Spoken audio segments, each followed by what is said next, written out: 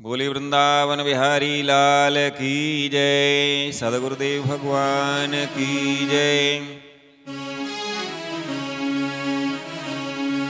बंसी विभूषित कराय नवनीरदावाद पीताम्बरादरुणबिम्ब फलादरोष्टात् पूरे इंदु सुंदर मुखादरविंद नेत्रात् कृष्णात् परम किमपि तत्त्वमहं न जाने।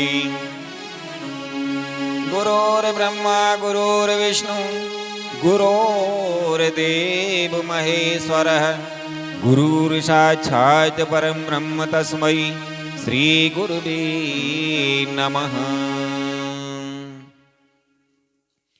मूकं करोति वाचालं पंगुं लंघयते गिरिं यत्कृपातमहं वन्दे परमानन्दमाधवं।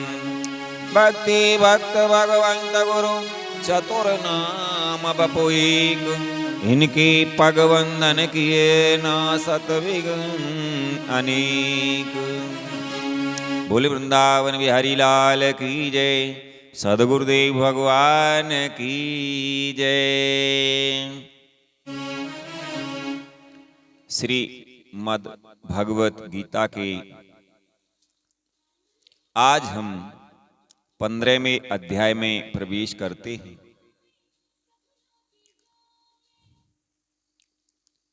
श्रीमद् भगवत गीता के 15वें अध्याय का पाठ करने से या श्रीमद् भगवत गीता के 15वें अध्याय का श्रवण करने से क्या फल मिलता है वो हम श्रवण करेंगे श्रीमद् भगवत गीता के 15वें अध्याय के महात्म्य में।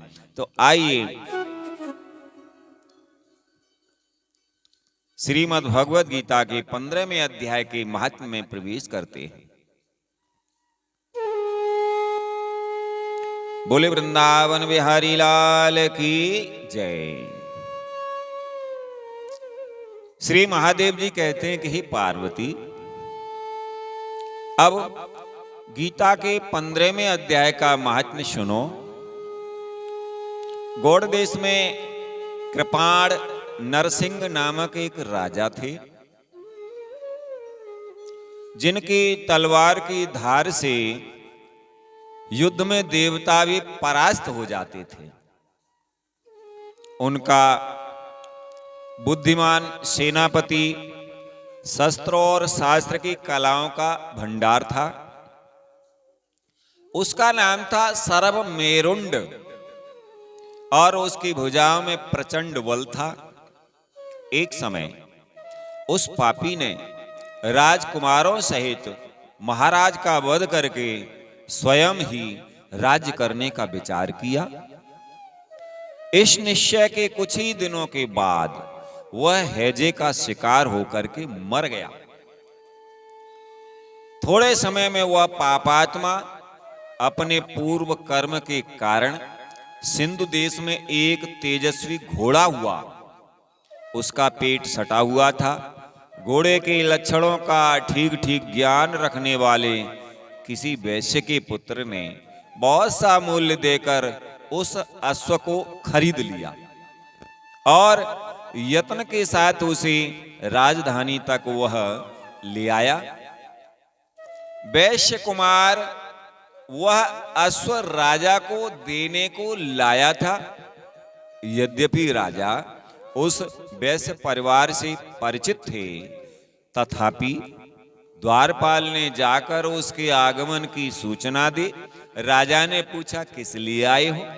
तब उसने स्पष्ट शब्दों में उत्तर दिया, हे देव, सिंधु देश में एक उत्तम लक्षणों से संपन्न अश्व था जिसे तीनों लोकों का एक रत्न समझकर मैंने बहुत सा मूल्य देकर खरीद लिया है। राजा ने आज्ञा दी, उस अश्व को यहां ले आओ। वास्तव में वह घोड़ा गुणों में उच्चैः स्रवा के समान था। सुंदर रूप का तो मानो घर ही था। शुभ लक्षणों का समुद्र जान पड़ता था। वैश्य घोड़ा ले आया और राजा ने उसे देखा। अश्व का लक्षण जानने वाले अमात्यों ने इसकी बड़ी प्रशंसा की। सुनकर राजा अपार आनंद में निमग्न हो गए और उन्होंने वैश्य को मुंह मांगा स्वर्ण देकर तुरंत ही उस अश्व को खरीद लिया।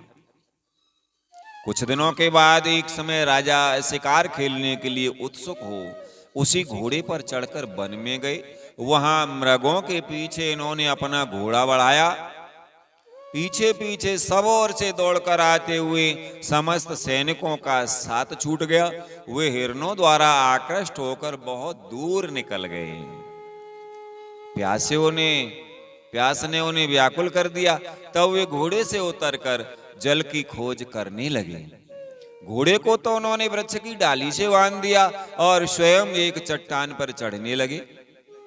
कुछ दूर जाने पर उन्होंने देखा कि एक पत्ते का टुकड़ा हवा से उड़कर शिलाखंड पर गिरा है। उसमें गीता के 15वें अध्याय का आधा श्लोक लिखा हुआ था। राजा उसे बांचने लगे। उनके मुख से गीता के अक्षर सुनकर के घोड़ा तुरंत गिर पड़ा और अश्व शरीर को छोड़कर तुरंत ही दिव्य विमान पर बैठकर वह स्वर्गलोक को चला गया। तत्पश्चात राजा ने पहाड़ पर चढ़कर एक उत्तम आश्रम देखा, जहां नागकेसर, केले, आम और नारियल के वृक्ष लहरा रहे थे। आश्रम के भीतर एक ब्राह्मण बैठे हुए थे जो संसार की वासनाओं से मुक्त थे। राजा ने उन्हें प्रणाम करके बड़ी भक्ति के साथ पूछा, हे ब्राह्मण, मेरा अश्व जो अभी अभी स्वर्ग को चला गया है उसमें क्या कारण है? राजा की बात सुनकर त्रिकालदर्शी, मंत्रवेत्ता एवं महापुरुषों में श्रेष्ठ विष्णु शर्मा नामक ब्राह्मण ने कहा, हे राजन, पूर्व काल में तुम्हारे यहाँ जो सर्वमेरुंड नामक सेनापति था वह तुम्हें पुत्रों सहित मारकर स्वयं राज्य हड़प लेने को तैयार था। इसी बीच में हैजे का शिकार होकर के वह मृत्यु को प्राप्त हो गया। उसके बाद वह उसी पाप से घोड़ा हुआ था। यहाँ कहीं गीता के 15वें अध्याय का आधा श्लोक लिखा मिल गया था, उसे ही तुम बांचने लगे। उसी को तुम्हारे मुख से सुनकर वह अश्व स्वर्ग को प्राप्त हुआ है। तदनंतर राजा के पार्श्ववर्ती सैनिक उन्हें ढूंढते हुए वहां आ पहुंचे। उन सब के साथ ब्राह्मण को प्रणाम करके राजा प्रसन्नता पूर्वक वहां से चले और गीता के 15वें अध्याय के श्लोक अक्षरों से अंकित उसी पत्र को बाँच बाँच कर प्रसन्न होने लगे। उनके नेत्र हर्ष से खिल उठे थे। घर आकर उन्होंने मंत्रवेत्ता मंत्रियों के साथ अपने पुत्र सिंहबल को राज्य सिंहासन पर अभिषिक्त किया और स्वयं 15वें अध्याय के जप से विशुद्ध चित्त होकर के मोक्ष प्राप्त किया। बोले वृंदावन विहारी लाल की जय, सदगुरुदेव भगवान की जय। तो ये था श्रीमद् भगवद गीता के 15वें अध्याय का महात्म्य। यानी श्रीमद् भगवद गीता के 15वें अध्याय का हम पाठ करते हैं या श्रीमद् भगवद गीता के 15वें अध्याय का हम श्रवण करते हैं तो उसे क्या फल मिलता है। जिस प्रकार से राजा के मुख से श्रीमद्भगवद गीता के 15वें अध्याय के आधे श्लोक को सुनकर के वह घोड़ा स्वर्ग को चला गया, और अगर हम श्रीमद्भगवद गीता के 15वें अध्याय को श्रवण करें तो उससे क्या फल मिलता है।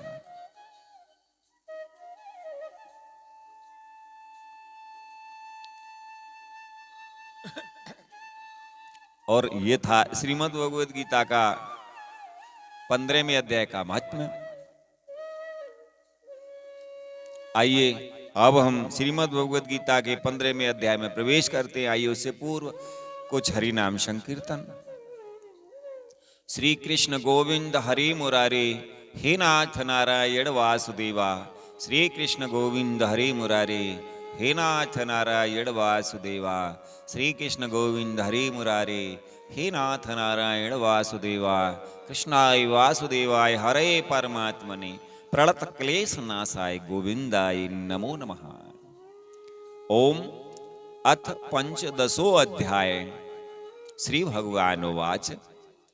श्री भगवान बोले, आदि पुरुष परमेश्वर रूप मूल वाले और ब्रह्मा रूप मुख्य शाखा वाले जिस संसार रूप पीपल के वृक्ष को अविनाशी कहते हैं तथा वेद जिसके पत्ते कहे गए हैं, उस संसार रूप वृक्ष को जो पुरुष मूल सहित तत्व से जानता है वह वेद के तात्पर्य को जानने वाला है।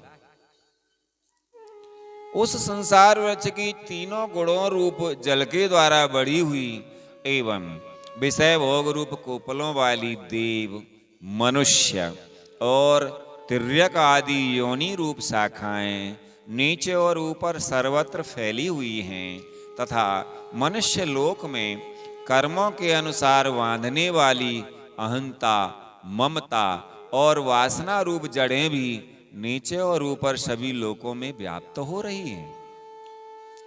इस संसार वृक्ष का स्वरूप जैसा कहा है वैसा यह विचार काल में नहीं पाया जाता, क्योंकि ना तो इसका आदि है, ना अंत है तथा ना इसकी अच्छी प्रकार से स्थिति ही है। इसलिए इस अहंता, ममता और वासना रूप अति दृढ़ मूलों वाले संसार रूप पीपल के वृक्ष को दृढ़ वैराग्य रूप शस्त्र द्वारा काटकर उसके पश्चात उस परम पद रूप परमेश्वर को भली भांति खोजना चाहिए, जिसमें गए हुए पुरुष फिर लौटकर संसार में नहीं आते और जिस परमेश्वर से इस पुरातन संसार वृक्ष की प्रवृत्ति विस्तार को प्राप्त हुई है, उसी आदि पुरुष नारायण के मैं शरण हूं। इस प्रकार दृढ़ निश्चय करके उस परमेश्वर का मनन और निधिध्यासन करना चाहिए, जिनका मान और मोह नष्ट हो गया है, जिन्होंने आसक्ति रूप दोष को जीत लिया है, जिनकी परमात्मा के स्वरूप में नित्य स्थिति है और जिनकी कामनाएं पूर्ण रूप से नष्ट हो गई हैं, वे सुख दुख नामक द्वंद्वों से विमुक्त ज्ञानी जन उस अविनाशी परम पद को प्राप्त होते हैं। जिस परम पद को प्राप्त होकर मनुष्य लौटकर संसार में नहीं आते, उस स्वयं प्रकाश परम पद को न सूर्य प्रकाशित कर सकता है, न चंद्रमा और न अग्नि ही वही मेरा परम धाम है। भगवान श्री कृष्ण कहते हैं, हे अर्जुन, इस देह में यह सनातन जीवात्मा मेरा ही अंश है और वही इन प्रकृति में स्थित मन और पांचों इंद्रियों को आकर्षण करता है। वायु गंध के स्थान से गंध को जैसे ग्रहण करके ले जाता है, वैसे ही देह आदि का स्वामी जीवात्मा भी जिस शरीर का त्याग करता है, उससे इन मन सहित इंद्रियों को ग्रहण करके फिर जिस शरीर को प्राप्त होता है उसमें जाता है। यह जीवात्मा श्रोत्र, चक्षु और त्वचा को तथा रसना, घ्राण और मन को आश्रय करके अर्थात इन सब के सहारे से ही विषयों का सेवन करता है। शरीर को छोड़कर जाते हुए को अथवा शरीर में स्थित हुए को अथवा विषयों को भोगते हुए को, इस प्रकार तीनों गुणों से युक्त हुए को जो अज्ञानी जन नहीं जानते, केवल ज्ञान रूप नेत्रों वाले विवेकशील ज्ञानी ही तत्व से जानते हैं। श्री भगवान कहते हैं कि हे अर्जुन, यत्न करने वाले योगी जन भी अपने हृदय में स्थित इस आत्मा को तत्व से जानते हैं, किंतु जिन्होंने अपने अंतःकरण को शुद्ध नहीं किया है, ऐसे अज्ञानी जन तो यत्न करते रहने पर भी इस आत्मा को नहीं जानते। सूर्य में स्थित जो तेज संपूर्ण जगत को प्रकाशित करता है तथा जो तेज चंद्रमा में है और जो अग्नि में है, उसको तू मेरा ही तेज जान। और मैं ही पृथ्वी में प्रवेश करके अपनी शक्ति से सब भूतों को धारण करता हूं और रसस्वरूप अर्थात अमृतमय चंद्रमा होकर के संपूर्ण औषधियों को अर्थात वनस्पतियों को पुष्ट करता हूं। मैं ही सब प्राणियों के शरीर में स्थित रहने वाला प्राण और अपान से संयुक्त वैश्वानर अग्नि रूप होकर के 4 प्रकार के अन्न को पचाता हूं। श्री भगवान कहते, हे अर्जुन, मैं ही सब प्राणियों के हृदय में अंतर्यामी रूप से स्थित हूं तथा मुझसे ही स्मृति ज्ञान और अपोहन होता है और सब वेदों द्वारा मैं ही जानने के योग्य हूं तथा वेदांत का कर्ता और वेदों को जानने वाला भी मैं ही हूं। इस संसार में नाशवान और अविनाशी भी ये दो प्रकार के पुरुष हैं। इनमें संपूर्ण भूत प्राणियों के शरीर तो नाशवान है और जीवात्मा अविनाशी कहा जाता है। इन दोनों से उत्तम पुरुष तो अन्य ही है जो तीनों लोकों में प्रवेश करके सबका धारण पोषण करता है एवं अविनाशी परमेश्वर और परमात्मा इस प्रकार कहा गया है। क्योंकि मैं नाशवान जड़ वर्ग क्षेत्र से तो सर्वथा अतीत हूं और अविनाशी जीवात्मा से भी उत्तम हूं, इसलिए लोक में और वेद में भी पुरुषोत्तम नाम से प्रसिद्ध हूं। भगवान श्री कृष्ण कहते हैं, हे भारत, जो ज्ञानी पुरुष मुझको इस प्रकार तत्व से पुरुषोत्तम जानता है वह सर्वज्ञ पुरुष सब प्रकार से निरंतर मुझ वासुदेव परमेश्वर को ही भजता है। हे निष्पाप अर्जुन, इस प्रकार यह अति रहस्य युक्त गोपनीय शास्त्र मेरे द्वारा कहा गया, इसको तत्व से जानकर मनुष्य ज्ञानवान और कृतार्थ हो जाता है। ओम तत्सदिति श्रीमद्भगवद गीता उपनिषत्सु ब्रह्म विद्यायां योग शास्त्रे श्री कृष्ण अर्जुन संवादे पुरुषोत्तम योगो नाम 15 अध्यायः। बोले वृंदावन विहारी लाल की जय, सद्गुरुदेव भगवान की जय। श्री कृष्ण गोविंद हरे मुरारी, हे नाथ नारायण वासुदेवा। श्री कृष्ण गोविंद हरे मुरारी, हे नाथ नारायण वासुदेवा। श्री कृष्ण गोविंद हरे मुरारे, हे नाथ नारायण वासुदेवा। ये था श्रीमद् भगवद गीता के 15वें अध्याय का मूल संस्कृत का हिंदी भावार्थ। आइए अब इसी को मूल संस्कृत में श्रवण करते हैं। बोले वृंदावन विहारी लाल की जय, सद्गुरुदेव भगवान की जय। हरे कृष्ण कृष्ण कृष्ण हरे हरे, हरे राम राम राम हरे हरे, हरे कृष्ण कृष्ण कृष्ण हरे हरे, हरे राम राम राम हरे हरे, हरे कृष्ण कृष्ण कृष्ण हरे हरे, हरे राम राम राम हरे हरे। आइए अब हम श्रीमद् भगवद गीता के मूल संस्कृत का श्रवण करते हैं। ओम अथ 15 अध्यायः। श्री भगवान उवाच।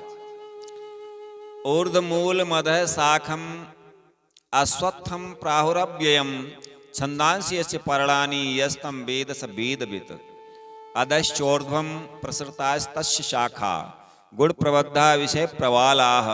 अदश मूलान्यनुसंततानि, कर्मानुबंधीनि मनुष्यलोके। न रूपमस्येह ततोपलभ्यते, न नान्तो न चादिर्न च संप्रतिष्ठा। अश्वत्थमेनं सुविरूढं मूलम् असंगशस्त्रेण दृढेन छित्त्वा। ततः पदं तत्परिमार्गितव्यं, यस्मिन् गता न निवर्तन्ति भूय तमेव चाद्यं पुरुषं प्रपद्ये। यतः प्रवृत्तिः प्रसृता पुराणी, निर्माण मोहाचित संग दोषाध्यात्म नित्या विनिवृत्त कामाः। द्वन्द्वैर्विमुक्ताः सुख दुःख संगैर्गच्छन्ति मूढाः, पदमव्ययं तत् न तद्भासयते सूर्यो न शशांको न पावकः। यद् गत्वा न निवर्तन्ते तद्धाम परमं मम।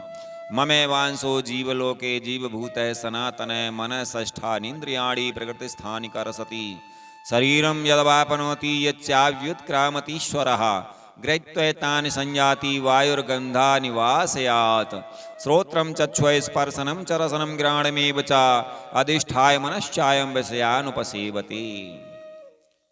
उत्क्रामन्तं स्थितं वापि भुञ्जानं वा गुणान्वितं विमूढा नानुपश्यन्ति पश्यन्ति ज्ञानचक्षुषा। यतन्तो योगिनश्चैनं पश्यन्त्यात्मन्यवस्थितं।